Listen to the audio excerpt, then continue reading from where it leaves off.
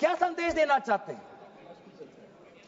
किस कौम को आप भ्रमित करना चाहते हैं? बार बार उस कौम को जिसने भारत की स्वतंत्रता की लड़ाई लड़ी है, उस कौम को जिसने 1857 में उन्होंने मंगल पांडे के साथ उन्होंने अपनी शहादत दी, आप उस कौम पर आप दाग लगाना चाहते हैं जिसमें लगभग 2 लाख उलेमा शहीद हुए, आप उस कौम पर दाग लगाना चाहते हैं जिन्होंने भारत छोड़ो आंदोलन में हमारा साथ दिया, आप उस कौम पर आप दाग लगाना चाहते हैं जिन्होंने 6 अप्रैल 1930 में दांडी मार्च का सपोर्ट किया, आप उस कौम पर आप दाग लगाना चाहते हैं जिन्होंने 1926 में ब्रिटिश के डिवाइड एंड रूल को खंडन किया, आप उस कौम पर आप दाग लगाना चाहते हैं जिन्होंने मौलाना हुसैन अहमद मदानी ने 1924 में कंप्लीट इंडिपेंडेंस की मांग की।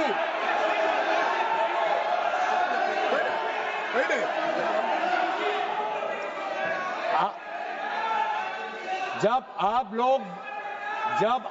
लोग भारत छोड़ो आंदोलन का समर्थन नहीं कर रहे थे, उस कौम ने भारत छोड़ो आंदोलन का समर्थन किया। जब आप लोग अंग्रेजों को मर्सी पिटीशन लिख रहे थे, वो माल्टा में 3 साल और इजिप्ट में उन्होंने शहादत दी।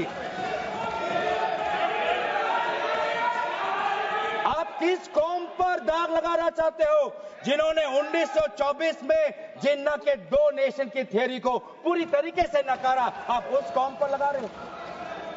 सर यही है इनका डिवाइड एंड रूल, यही है इनका डिवाइड एंड रूल।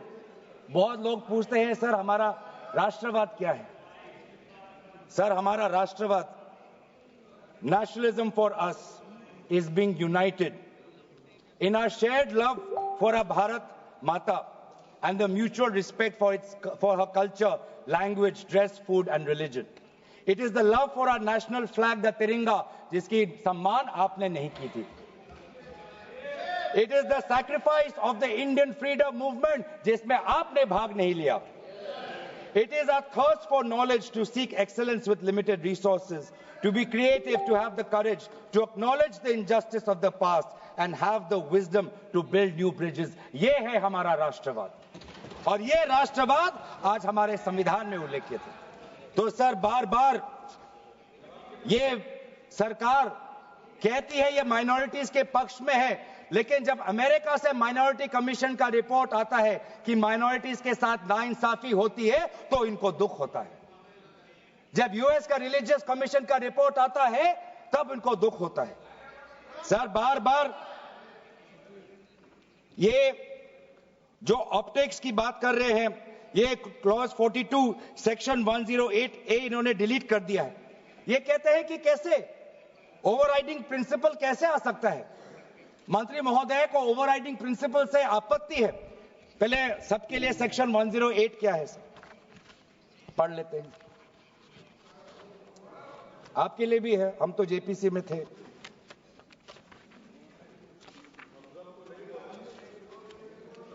और सर जेपीसी में भी सर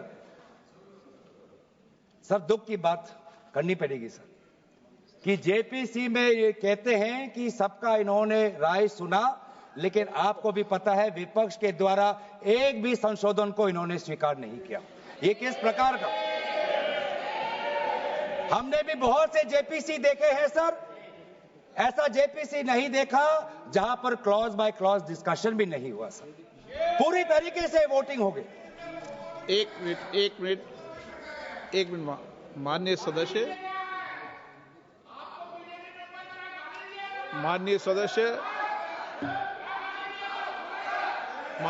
इतना ध्यान रखें कि जेपीसी भी संसद का भाग होती है, इसलिए उसका भी ध्यान रखें.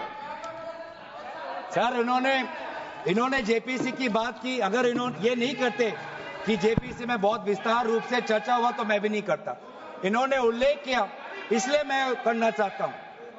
इन्होंने उल्लेख किया कि बहुत से लोग आए जेपीसी में। सर, ऐसे भी लोग आए जिनको वक्फ को लेकर उनका कोई जानकारी भी नहीं थी, कोई जानकारी नहीं थी सर, ऐसे भी आए। सर, जेपीसी के मुद्दे हम बार बार हमने स्पीकर को चिट्ठी के द्वारा अवगत किया है, इसलिए हम उठा रहे हैं सर। इसमें 108A ये हटाना चाहते हैं जिसमें power to have overriding effect. लेकिन ये जो प्रिंसिपल है ओवरराइडिंग का सर, ये आज भी विभिन्न स्टेट एक्ट्स में ये है। तेलंगाना के एक्ट में आज भी ओवरराइडिंग प्रिंसिपल है, तमिलनाडु के एक्ट में आज भी ये ओवरराइडिंग प्रिंसिपल है, आज भी आरटीआई एक्ट में, इंफॉर्मेशन टेक्नोलॉजी एक्ट में 2000 में, नालसा जैसे यूनिवर्सिटी में ये ओवरराइडिंग प्रिंसिपल है। तो इसीलिए आपको सिर्फ यहां पर आपको ओवरराइडिंग प्रिंसिपल से आपको मुश्किल है, लेकिन जो दूसरे एक्ट्स में जो ओवरराइडिंग प्रिंसिपल है सेक्शन 108A के द्वारा सिमिलर प्रोविजंस है, उसमें आपको तकलीफ नहीं है। सर, मैं भी अपने जैसे इन्होंने हमारे कुछ दोस्तों को सलाह दी, मैं भी इनके कुछ दोस्तों को सलाह देना चाहता हूं। सर, क्लॉज 40A सेक्शन 107 जो लिमिटेशन एक्ट जो हटाया गया है सर, आंध्र प्रदेश के एक्ट में ये लिमिटेशन एक्ट ऐसा ही एक लॉ है जैसे पेरेंट एक्ट में है। तो मैं भी इनके आंध्र प्रदेश के सदस्यों को मैं कहना चाहता हूं कि जो प्रोविजन आपके आंध्र प्रदेश के एक्ट में है, आज वैसे प्रोविजन ये सरकार हटाने वाली है। आपको भी बाद में आंध्र प्रदेश में अपनी जनता को उत्तर देना पड़ेगा। तेलंगाना और तमिलनाडु में हमने बात रखी है सर, तो मैं बार बार मैं कहना चाहूंगा सर, हमें संशोधन से कोई हमें परे नहीं है, लेकिन संशोधन ऐसा हो जो हमें मदद करे। आज डिजिटाइजेशन की बात करते हैं। आज से 15 वर्ष पहले वामिस एक डिजिटल पोर्टल हमने खोल दिया है। अब ये देखिए सर, सरकार की कैसी ये इनकी काम है। डिजिटाइजेशन फिलहाल अभी चल रहा है, डिजिटाइजेशन हो रहा है, पर माना कि डिजिटाइजेशन वामिस में कुछ खामियां हैं, उसको वामसी में, तो आप उसको ठीक करिए। आप 10 साल से क्या कर रहे थे? आप 10 साल से आप वामसी क्यों ठीक नहीं कर पा रहे? आप वो काम तो नहीं कर पा रहे, अब आप एक दूसरा नियम बना रहे हैं कि दोबारा आप एक नए पोर्टल पे अपने रिकॉर्ड्स आप अपलोड करिए। सर, कितने बार हम इस सरकार को अपना कागज दिखाएं? वामसी का अगर इनका काम अधूरा है तो उसको ये काम संपूर्ण करे।